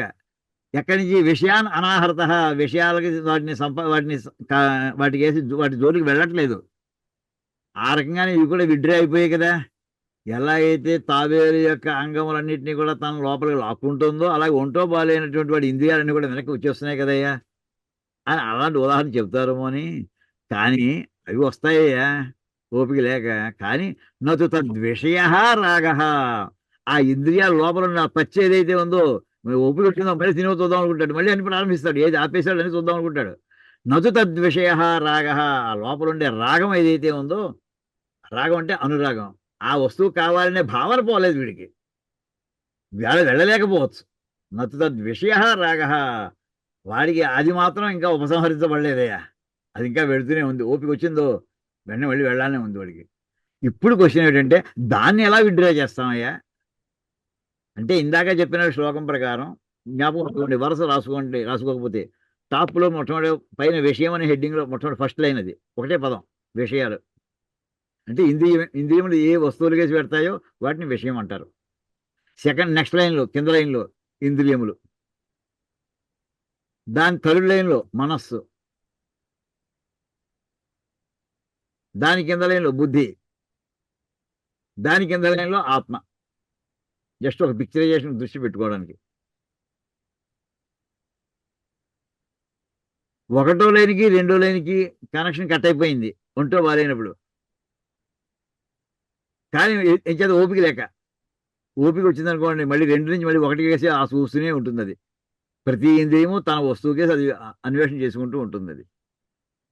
కానీ ఆ ఇంద్రియంలో అది వెళ్ళకుండా, అప్పుడు కూడా వెళ్ళకూడదు, మామూలు అప్పుడు వెళ్ళకూడదు, ఒంటో బాగాలేనప్పుడు వెళ్ళకూడదు, భావన రాకూడదు. అది దాన్ని పచ్చి అని అంటున్నామండి. దాన్ని ఇక్కడ రాగ అంటున్నారండి. అది ఎలా పోతుందయా, సహా కథం సంహర్యతే, ఆ రాగం ఎలా ఎలా ఉపసంహరించబడుతున్నాయా దానికి చెప్తున్నాడు కృష్ణ పరమాత్మ. విషయా వినివర్తంతే నిరాహారస్య దేహినః రసవజ్యం రసోప్యస్య పరం దృష్ట్వా నివర్తతే. నిరాహారస్య దేహినః, మామూలు ఇందులో రెండు మూడు అర్థాలు చెప్తారండి. నిరాహారస్య దేహినః, ఆహారం లేనటువంటి జీవుడికి విషయా వినివర్తంతే, వాడి ఆహారం లేదు కదా, ఓపిక లేదు, అంటే విషయాలు వెనక్కి వెళ్ళిపోయాయి. వినివర్తంతే అంటే వెనక్కి వెళ్ళిపోయాయి, వెనక్కి మళ్ళీ. కానీ ఇందాక చెప్పానే, ఆ లోపల ఉండేటటువంటి ఆ ఇచ్ఛ పోలేదు. అది రసవర్జ్యం రసోప్యస్య పరం దృష్ట. అది ఎప్పుడు పోతుందంటే, ఎప్పుడైతే వీడికి పరమాత్మ జ్ఞానం కలిగిందో అప్పుడు పోతుందండి ఈ ఇచ్ఛ. ఆ పచ్చి అని చెప్పుకున్నాం సార్, అది ఎప్పుడు పోతుందంటే ఇంద్రియాలకి అది పొందాలి, అవతల వస్తువు ఏదో పొందాలి, ఆ కోరిక ఎప్పుడు పోతుందంటే వాడు పరమాత్మ దర్శనం చేసినప్పుడు మాత్రమే పోతుందండి. అంతకాలం ఉంటూనే ఉంటుంది అది, అది వదలదు. అది ఉందో మనం మోహంలో పడుతూనే ఉంటాం. ఎంత ప్రయత్నం, ఏడు రాత్రి ఏడు పొద్దున్నే లేస్తాం, ఏడు చాలా గట్టిగా ఏడు సాధన చేసుకోవాలని, రాత్రి మళ్ళీ పడుకోవడం మామూలే, మళ్ళీ తెల్లారి మళ్ళీ అనుకుంటూ ఉంటాం, మళ్ళీ పడిపోతూ ఉంటాం. ఈ మాటకి రసవర్జ్యం రసోప్యస్య, రసవర్జ్యం అంటే ఇక్కడ ఇది ఒకటండి. ఇక్కడ దేహి అనే మాటకి మామూలుగా ఉంటూ బాగుండకపోవడం ఇది కాదండి. నిరాహారం అంటే ప్రతి ఇంద్రియానికి, ఏ ఇంద్రియానికి ఆ వస్తువును చూచుటే దానికి ఆహారాన్ని ఇచ్చినట్టుటండి. వాళ్ళకి భోజనం మానేయడం అని అర్థం కాదండి అక్కడ. ఏ ఇంద్రియానికి ఏ వస్తువు మీద ఆసక్తి ఉంటుందో ఆ వస్తువుని దానికి అందకుండా చేయడం. ముక్కు ఉందనుకోండి, దానికి నిరాహారం చేయడం అంటే ఒళ్ళంతా పూర్తిగా వాడిని లంకనాలు పెట్టేయమని అర్థం కాదు అక్కడ. ఆ సుగంధభరిత అయినటువంటి పదార్థాల కేసు వాడిని చూపించకుండా చూడడం, ఆఘ్రానికి లేకుండా చేయించడం, అప్పుడు దాని ఆహారం పోయినట్టు అయిపోయింది. కంటికి దృశ్యాలు లేకుండా చేసేయడం, అది అప్పటి కంటికి ఆహారం లేకుండా చేసడం. చెవులకి శ్రావ్యమైనటువంటి మధుర సంగీత ధ్వనులు లేకుండా చేయడం, అది ఆహారం లేకుండా చేయడం, అదిటండి ఆహారం లేకుండా చేయడం అంటేను. ఇంద్రియాలకు ఆహారం, వీడికి మొత్తం మీద కాదు. అలా చేస్తే ఆటోమేటిక్గా అప్పుడు ఏమవుతాయంటే అప్పుడు విషయాలన్నీ కూడా దూరంగా తొలగుతాయి. కానీ ఆ రసహ అపి, వాడి లోపల ఉన్న ఆ రసం ఏదైతే ఉందో ఆ రసం అంటే రాగం అని చెప్పారండి. రాగం అంటే అనురాగం, వాటి మీద ఇచ్చపోలేదు, ఇచ్చపోలేదు. అటువంటిది అస్య పరం దృష్ట్యా నివర్తతే. అప్పుడు పరం అంటే పరమాత్మ అయినటువంటి ఆ జగదీశ్వరుని ఎప్పుడైతే దర్శనం చేసుకుంటాడో అప్పుడు తొలగుతున్నాయి, అంతవరకు పోదయ్యా ఇది రస. ఇప్పుడు దీని భాష్యం చూద్దామండి. యద్యపి విషయ ఉపలక్షితాని విషయ శబ్దవాచ్యాని ఇంద్రియాణి అథవా విషయా ఏవ నిరాహారస్య అనాహ్రియమాణ విషయస్య కష్టే తపసి స్థితస్య మూర్ఖస్యాపి వినివర్తంతే దేహినః దేహవతః రసవర్జ్యం రసః రాగః విషయేషు యః తం వర్జయిత్వా రసశబ్దో రాగే ప్రసిద్ధః స్వరసేన ప్రవృత్తః రసికః రసజ్ఞః ఇత్యాది దర్శనాత్. ఒక్క వాక్యం అండి, ఇంత దూరం వెనక నుంచి చూద్దాం. రసశబ్దము రాగము అనే అర్థంలో ప్రయోగిస్తారు. అక్కడ రసం అనే పదం వచ్చిందా, రాగం, రాగం అంటే అనురాగం, అంటే దాని ఎందుకు మక్కువ, రాగే ప్రసిద్ధ. దా మాట ఎక్కడ ఉంది? ఇలాంటి ప్రయోగాలు స్వరసేన ప్రవృత్త. మన మనవాళ్ళు ఇంటికి స్కూల్ నుంచి వాడు ఇంటికి వచ్చి ఎప్పుడు వస్తారా అని మనం తాతలందరం చూస్తూ ఉంటాం. వాడు ఇంటికి వస్తారు, మనం వాళ్ళు మనని పట్టించుకోకపోవచ్చు, మనం వాళ్ళకి వేసి చూస్తాం చూడడం, అది ఉంది, అది తీయలేము. అది మామూలుగా గ్రాండ్ ఫాదర్స్ అయిన తర్వాత స్వరసేన ప్రవృత్త. ఆ ప్రేమతో వాడు ఎప్పుడు వస్తారని గుమ్మకే చూస్తూ ఉంటాం. బస్సు దిగారా ఇంకా దిగలేదా, లేకపోతే స్కూటర్ మన వాడు వెళ్ళారా లేదా తీసుకురావడం చూస్తూ ఉంటాం. అనురాగంతో అక్కడ ప్రవర్తిస్తూ ఉంటాడు. అలాంటి వాళ్ళు ఎవరంటే ఇంకో పదం రసిక. రసికులు అంటే మామూలుగా మనం ఇంకో అర్థం చేస్తాం, శృంగార రసం గురించి చెప్పుకుంటూ ఉంటాం. కాదండి, ఇక్కడ ఆ రకమైనటువంటి అభిమానమును కలిగి ఉన్నటువంటి వాడు రసజ్ఞ. ఆ అభిమానాన్ని కలిగి తెలుసున్నటువంటి వాడు. ఇలాంటి ప్రయోగాలు అంటే అన్నింటిలోనూ కూడా రాగం అనురాగం అని అర్థము. ఇత్యాది దర్శనాత్. అంచేది వీటన్నిటి కూడా రసజ్ఞుడు అంటే వాడు ఏదో మామూలుగా అందులో నవరసాలు వాడు తెలిసేయా తెలియలేదా వాడిని నవరస ఇలా ఇలా రకరకాల ప్రయోగాలు, కానీ వేదాంతంలో వాడే పదాల్లో ఇవన్నీనండి. ఇప్పుడు ఇది ఇంత వెనక్కి రండి. ఇప్పుడు యహా తం వర్జయిత్వ, దేన్ని వదిలిపెట్టేస్తే, ఈ రాగాన్ని వదిలిపెట్టేస్తే, ఏ రాగం అది? రసహ అంటే రసవర్జ్యం అనే మాట. రసహ రాగ విషయేషు యహ అంటే ప్రతి వస్తువునందు ఉండేటటువంటి అనురాగము. ఎవరికి అనురాగం? ఏ ఏ ఇంద్రియానికి ఏ వస్తువు ఎందు, వస్తువు అంటే ఒక వస్తువు అని కాదు, ఆ కేటగిరీ అంతా కూడా వాటి ఎందు రసహ రాగ విషయేషు ఆయా ఇంద్రియములకు చెందిన విషయముల యందు అనురాగము ఏదైతే ఉందో ఆ అనురాగమును వర్జయత్వ వదులుకొని. ఎవరు? దేహవత. దేహిన అంటే దేహవత, దేహము కలవాడు. దేహము దేహి రెండు పదాలు వాడుకున్నాం ఉంటుంది, చాలాసార్లు వచ్చింది ఇది. దేహం అనేది ఇప్పుడు ఎలాంటిదంటే, ఇప్పుడు చిన్న ఉదాహరణ కామన్, పాల గిన్నెలో పాలు పోయి గిన్నెలో పాలు పోయించామండి. ఆ గిన్నె అది కంటైనర్, కంటెంట్ పాలు, కంటెంట్ పాలు. ఇక్కడ దేహం అనేది కంటైనరు. మరి కంటైనర్ లోపల ఉన్నాడు ఎవరు? జీవుడు ఉన్నాడు. వాడు యాక్చువల్లీ వాడు మనకి ఇక్కడ దేహి అంటారు వాడిని. అంచేత దేహిన ఆ జీవుడికి శరీరంతో ప్రసక్తి లేదు. ఆ జీవుడంతా ఈ శరీరంలో ఉన్నంతసేపే ఆ జీవుడి నుంచి వచ్చిన ఎనర్జీ మూల బాడీ యాక్టివేట్ అవుతుంది. అది దేహవత. అటువంటి ఆ జీవుడికి వాడికి కూడా వినివర్తంతే, మళ్ళీ వెనక్కి వెళుతున్నాడు మనం, వాడిని కూడా వెనక్కి మళ్ళీ వెళ్ళిపోతాయి. ఏమిటి? విషయా, విషయములని వెళ్ళిపోతాయి. ఎలాంటి వాడికి? నిరాహారస్య అనాహ్రియమాణ విషయస్య, విషయములను అన్నిటి నుంచి దూరంగా పెట్టినటువంటి వాడు. వాటిని ఆహ్రియమానం అంటే తీసుకురావడం, విషయాలని తీసుకురాకుండా ఉండుట అనాహ్రియమానం. అనాహ్రియమాన విషయుడు అంటే విషయములను తన దగ్గరికి రానివ్వని వాడు. వాడు ఏం చేస్తున్నాడంటే బలవంతంగా ఇవాళ సినిమాకి వెళ్ళకూడదు అని పెట్టుకున్నాడు వాడు. సినిమా వెళ్ళాలి, ఇంట్రెస్ట్ ఉంది ఇంకోటి ఏదో మనకి చక్కటి సినిమా వస్తే చూడాలని ఉండొచ్చు, ఈవేళ సినిమాకి వెళ్ళకూడదని నిగ్రహించి కూర్చున్నాడండి. అనాహ్రియమాన విషయస్య, దగ్గరికి రానివ్వట్లేదు విషయాన్ని. కష్టే తపసి స్థితస్య, చాలా కష్టపడుతూ కష్టమైనటువంటి తపస్సులో కూర్చుని ఉన్నాడు వాడు. అంటే చాలా నిగ్రహించడం చాలా కష్టంగా ఉంది. టెంప్టేషన్స్ చాలా ఉన్నాయి, అడ్వర్టైజ్మెంట్ బ్రహ్మాండంగా వచ్చేస్తున్నాయి ఆ సినిమా చూడమని. అయినా సరే వాడు ఎలాంటి వాడు అయి ఉండొచ్చు, మూర్ఖశ్చాపి పరమ మూర్ఖుడు వాడు, అయినా సరే వాడు ఎందుకో రోజు నిర్ణయం తీసుకున్నాడు వాడు ఇవాళ వెళ్ళకూడదు అని.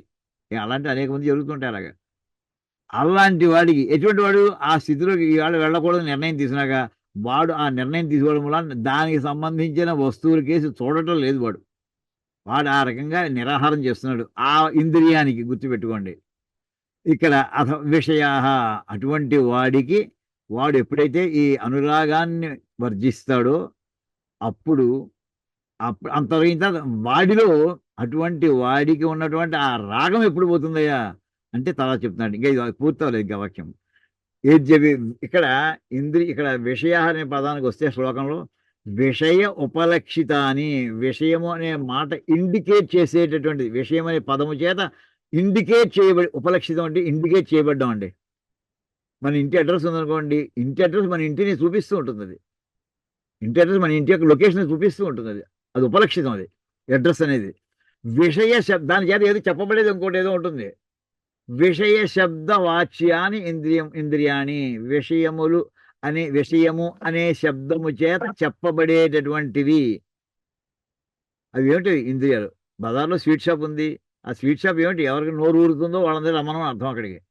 అంచేది కదా బజార్లో పెట్టినటువంటి స్వీట్ అనేటటువంటిది అది విషయము, దాన్ని గ్రహించేటువంటి మన జిహ్వ. ఇలా ప్రతి వస్తువుకి కూడా ప్రతి ఇంద్రియము సంబంధించింది. అది కాదయ్యా డైరెక్ట్ విషయములేనయ్యా అంటే ఇక్కడ ఇంద్రియాలనే అర్థము చెప్పచ్చు, లేక విషయములోనే అర్థం చెప్పచ్చు అని చెప్పి, అలాంటి వాడికి ఆ విషయాలని దగ్గర అనివ్వకుండా కూర్చున్నటువంటి చాలా కష్టపడుతూ తపస్సు చేస్తూ ఉన్నటువంటి వాడికి, వాడు పరమూర్ఖుడైనా సరే అలాంటి వాడికి ఈ విషయములు దూరంగా వెళ్ళిపోతాయి, కరెక్టే. కానీ ఇక్కడ సహా అపి రసహ, ఆ రసం కూడా, ఆ మక్కువ కూడా, అభిరుచి కూడా రంజన రూప, అది మామూలుగా అది వాడు ఆస్వాదించడం ప్రారంభిస్తే ఆహ్లాదకరమైందే. అది సూక్ష్మ రూపంలో ఉంటుంది, అది ఎంతో ఉండదు. అస్య యతే పరమార్థతత్వం బ్రహ్మ దృష్ట్యా ఉపలభ్య, అది అటువంటి వాడి దగ్గర అది మాత్రం ఇంకా పోలేదు. కానీ ఈ యతీశ్వరుడు ఎవరైతే ఉన్నాడో, ముని అని ధర్మం చెప్పినటువంటి ఎవరైతే ఉన్నాడో, లేక సాధకుడు ఎవరైతే ఉన్నాడో, స్థితప్రజ్ఞత్వాన్ని సాధించడం కోసం స్థిరంగా కూర్చుని ఎవరైతే ఉన్నాడో అలాంటి వాడు పరం అంటే పరమార్థతత్వం. నేను ఆయన ఒకటే కదా, అసలు ఏమిటి గొడవ అంతా నాకు అంటే, దేహో నాహం బ్రహ్మైరహం, నేను దేహాన్ని కాదు, నేను పరబ్రహ్మమును. ఆ భావనతోటి ఎవడైతే అకుంఠితంగా తపస్సు చేస్తున్నాడో వాడు పరం అంటే పరమస్థితిలోకి వెళ్ళిపోయాడు వాడు. అటువంటి వాడి అంటే పరమార్థతత్వం, పరమాత్మ యొక్క తత్వాన్ని, పరమార్థతత్వం అంటే పరమాత్మ యొక్క తత్వాన్ని, బ్రహ్మ అదేటయ్యా పరబ్రహ్మము. బ్రహ్మ ఎప్పుడు కూడా హకారం షార్ట్ ఉంటే అది నిర్గుణ పరబ్రహ్మం అండి. హా దేహం బ్రహ్మ అన్నం అంటే చతుర్ముఖ బ్రహ్మ, 4 ముఖాల బ్రహ్మగారు ఆయన. జాగ్రత్త గుర్తు పెట్టుకోండి. బ్రహ్మ అంటే పరబ్రహ్మమును, పరబ్రహ్మ అంటే నిర్గుణ పరబ్రహ్మను దృష్ట్వా ఉపలభ్య పొంది, ఏమిటి పొందేడయ్యా? అహమేవ తత్, అది నేనే. ఇక్కడ మరి 4 మహావాక్యాలు కనిపిస్తాయండి. అహం ప్రజ్ఞానం బ్రహ్మ, అహం బ్రహ్మాస్మి, తత్వమసి, అయమాత్మ బ్రహ్మ. ఆ స్థితిలో 4 అంటే ఋగ్వేదంలో కానీ, యజుర్వేదంలో కానీ, సామవేదంలో, అథర్వవేదంలో కానీ చెప్పినటువంటి అద్వైత సిద్ధి పొందినటువంటి వాడు నేను. అది అయిపోయి ఉన్నాను. ఆ దానికి అహం బ్రహ్మాస్మి అంటామండి. అహం బ్రహ్మ అస్మి, నేను బ్రహ్మని అయ్యి ఉన్నాను. I'm no way different from Parabrahman అనే ఆ ఫీలింగ్ అనుభూతి ద్వారా పొందుతున్నాడు వాడు.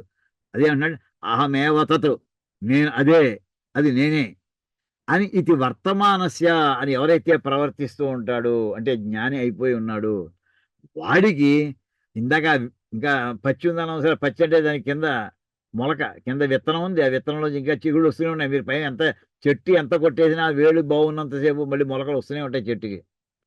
ఇప్పుడు అలా కాదండి, ఆ గింజ ఈ విత్తనం ఏదైతే విత్తనాన్ని మాడి చేయడం ఏకంగా వేపడం చేసేసినట్టు, నిర్బీజం విత్తనాంతో సహా వేళ్లతో, కోకటి వేళ్లతో సహా పెకలించేయడం. అప్పుడు ఏమవుతుందంటే విషయ జ్ఞానం నివర్తతే, నిర్బీజం విషయ జ్ఞానం సంపద్యతే. అప్పుడు వాడికి ఆ పచ్చి పోతుంది అండి, మక్కువ పోతుంది, విషయాలు పొందాలని ఆ కోరిక పోతుంది.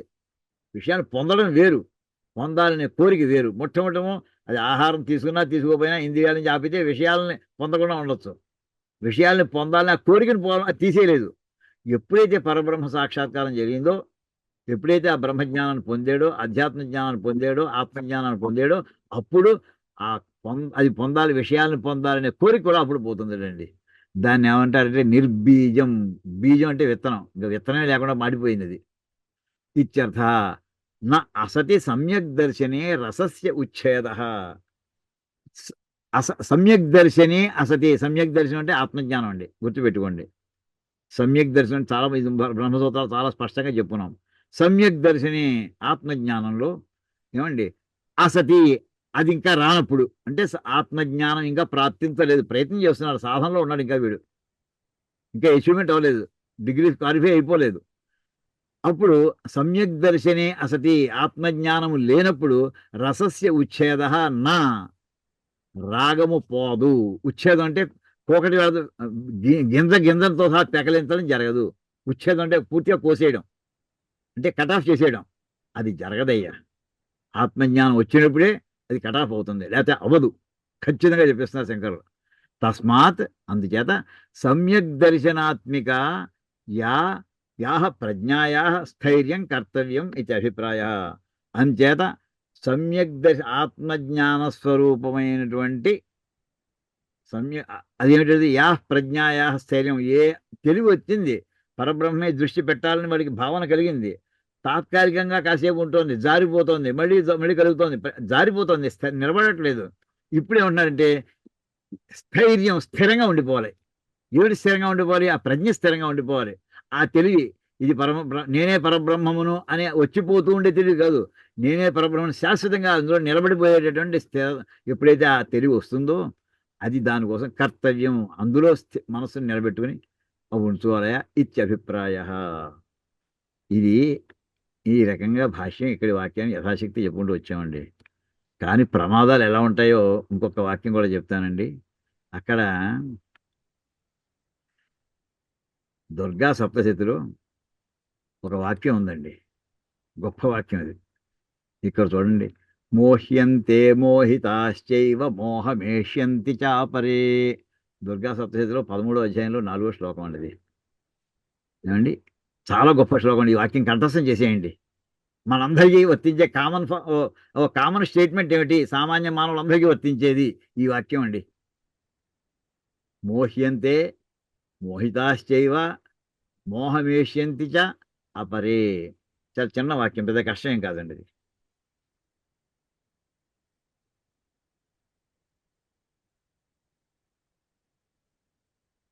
అంటే ఇందాక వాడిని స్థిరంగా ఆ ప్రజ్ఞని స్థిరంగా ఉంచుట పరబ్రహ్మమునందు, అది చివరి కృష్ణ పరమాత్మ మనకి ఆ శ్లోకంలో చెప్పినట్టుగా శంకరులు రాశారండి. కానీ శాశ్వత స్థిరత్వం లేదే. అసలు ఈ ఆలోచన రావడమే కష్టం. కోట్లాది మందిలో కొంతమంది కలుగుతుంది. కలిగిన కొంతమందిలో ఏ ఒకడికో ఇద్దరికో మన రమణ మహర్షి లాంటి వాడికి అది స్థిరంగా నిలబడచ్చు. మరి మిగతా వాళ్ళ సంగతి ఏమిటి? వాళ్ళని వర్ణిస్తుందండి. మోహి అంతే, అలాంటి వాళ్ళు ఎందుకు నిలబెట్టుకోలేకపోతున్నారయ్యా? మోహంలో పడిపోతూ ఉంటారయ్యా వాళ్ళు. అంత దూరం వచ్చారు, అక్కడికి వచ్చే మోహంలో పడిపోతుంటారు. మోహి అంతే అంటే అది వర్తమాన ప్రజెంట్ టెన్స్ అండి అది.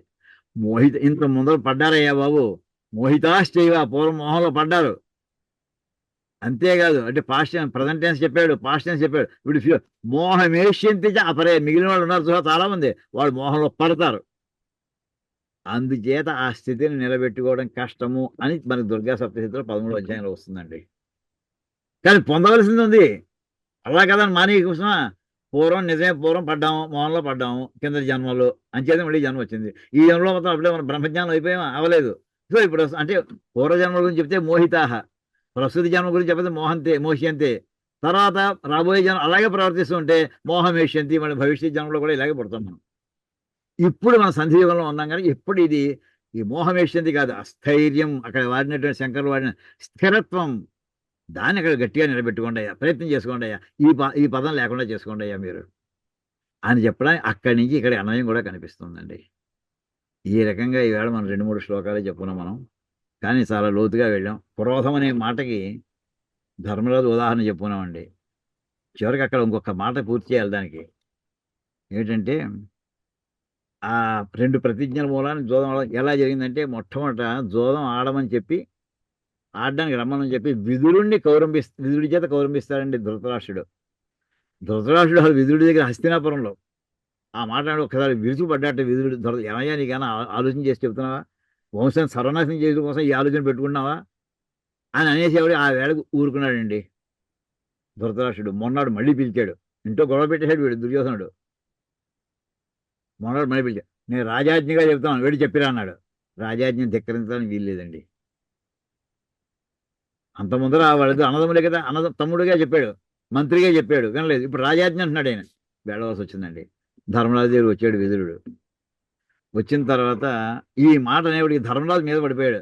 ఏం బాబాయ్, ఇలాగని చెప్పడం నువ్వు? మా హితాన్ని కోరుకునేటటువంటి వాడు అయితే జోదం ఆడమని చెప్పడానికి నువ్వు రావచ్చా అన్నాడు. నేను రాజాజ్ఞను పాటించడానికి వచ్చానయ్యా. నేను నిన్ను ఆడు అని చెప్పట్లేదు, ఆడమని చెప్పలేదు. ఆయన ఇలా ఆడడానికి రమ్మని ఆయన మహారాజు గారు పిలిచారు చెప్పడానికి వచ్చాను అంతే. నువ్వు నిర్ణయించుకో. నేను అప్పటికీ చెప్పి చూశాను, నా మాట చెల్లలేదు అక్కడ. ఇంకా నేను ఇప్పుడు ఆపలేను నేను ఆయన. నీ ఇష్టం. ఇప్పుడు ఆయన ప్రతిజ్ఞలు జ్ఞాపకం వస్తున్నాయని ధర్మరాజుకి. ఏమన్నాడు? 13 ఏళ్ళు ఎవరేమడిగి తీయాలి కదా, అందుకోసం మొత్తం బయలుదేరి వెళ్ళారండి. వెళ్ళిన తర్వాత మొట్టమొదటి ధృతరాష్ట్రుడితో అన్నాడు ధర్మరాజు, కదనాన్న ఈ దూదం ఆడడం మనకి క్షేమకరం కాదు కదా, ఎందుకయ్యా ఇది?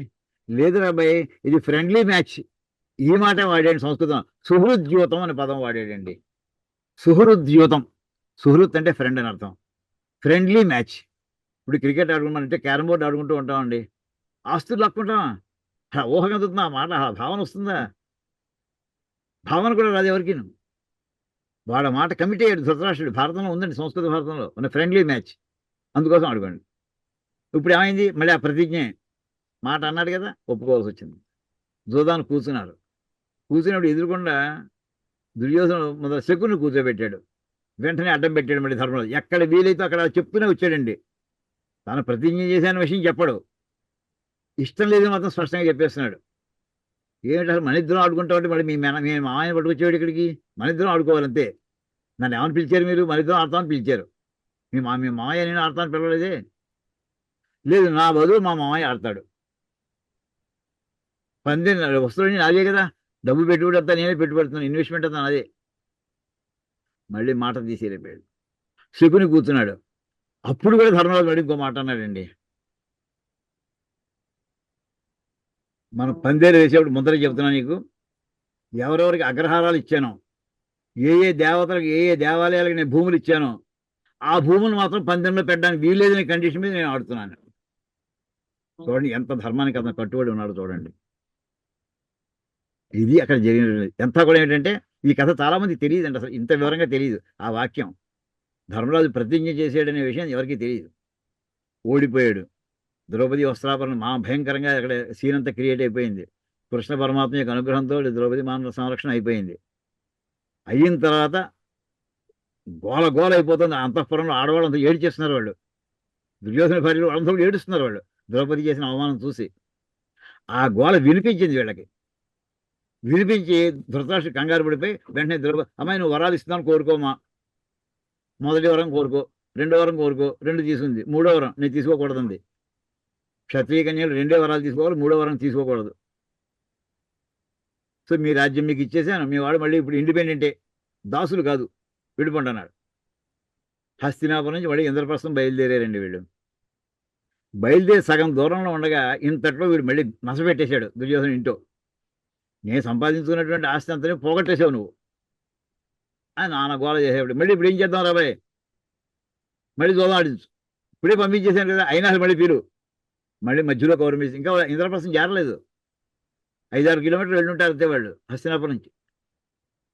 వెళ్ళేవాడు మళ్ళీ గౌరవించేవాడికి. ఇప్పుడు పరిస్థితి చూడండి, ధర్మరాజు రావాలా వద్దా? ఓడిపోతున్నాడు, ఒక్క పందెం పడట్లేదు తనకి. అప్పుడే అంత అవమానం, భయంకరమైన అవమానం పొందారు. మళ్ళీ అదే ప్రతిజ్ఞ అండి. అదండి వేతరాగ భయక్రోధ అనే దాంట్లో ఆ క్రోధాన్ని ఇప్పుడు అతను ఇందాక అవమానం ఎంతో మండిపోతూ ఉంటుంది అసలు. అయినా ఆపుకో, ప్రతిజ్ఞ చేసాం, 13 ఏళ్ళు అన్నాం. ఇప్పుడు పిలిచాడు వాడు, అంగీకరించవలసిందే. మళ్ళీ వీడు వెనక్కి వెళ్ళాడు. ఈ పట్టు పందెంలో 12+1 అరణ్యవాసం, అజ్ఞాతవాసం, ఈ కండిషన్స్ అండి. అంటే ఇవన్నీ కూడా ఒక్క మాటని మనం శరీరం మీద మనం ప్రవర్తించేటటువంటి ఈ కామ క్రోధ లోభ మోహ మద మాత్సర్యాలు ఏవైతే ఉన్నాయో అంత సింపుల్ కాదండి. అందరికీ అలాంటి సమస్యలు రావాలని ఎవరు కోరుకోం. వచ్చినా తట్టుకునేటువంటి శక్తిని మనం కోరుకుందాం. అదొక్కడే మనం ప్రార్థించగలిగింది. అసలు ఆ పరిస్థితులే రాకూడదు అసలు. తట్టుకోలేము మనం అసలు మామూలు వాళ్ళం అయితే. ఇది భారతంలో ఈ ఘట్టానికి ఇంత వివరంగా మామూలుగా మనకి చదివితేనే కానీ తెలియవండి. ఇది మా గురుగారు మాకు రామస్వామి ఘనపతి గారు ఆయన చెప్పే చదవయ్యా ఇది అని చెప్పి ఆయన చదివించారండి. అలాగా ఈ మోహ్యంతే మోహితాశ్చే మోహంలో పడిపోతూ ఉంటాం. అంటే ఏంటి ఆ నియమాలని మనం ఏ నియమాలను పెట్టుకున్నామో బ్రహ్మజ్ఞానం కోసం ఆ నియమాలు మనమే ఉల్లంఘించుకుంటూ ఉంటాం. అది పూర్వం చేసామయ్యా, పూర్వం ఉల్లంఘించాం, ఇప్పుడు ఉల్లంఘిస్తున్నాం, తర్వాత ఉల్లంఘించేలా మన శరీరం అటువంటిది, అంత వీక్ ఇది, అంత కంట్రోల్ లేదు. వీటిని కంట్రోల్లో పెట్టుకోవడానికి ప్రయత్నం చేద్దాం, సాధన చేద్దాం అని సాధన చేసుకోవాలని చెప్పడానికి కృష్ణ పరమాత్మ మనకి ఈ శ్లోకాల రూపంలో ఆయన మనకి చక్కటి సందేశాన్ని అందించారు. ఇక్కడ కాపుందాం. ఓం కాయేన వాచా మనసేంద్రియైర్వా బుద్ధ్యాత్మనా వా ప్రకృతి స్వభావాత్ కరోమి యద్యత్ సకలం పరస్మై నారాయణాయేతి సమర్పయామి. హరి ఓం తత్సత్. బ్రహ్మార్పణమస్తు. శ్రీ సీతారామార్పణమస్తు. ఓం తత్సత్.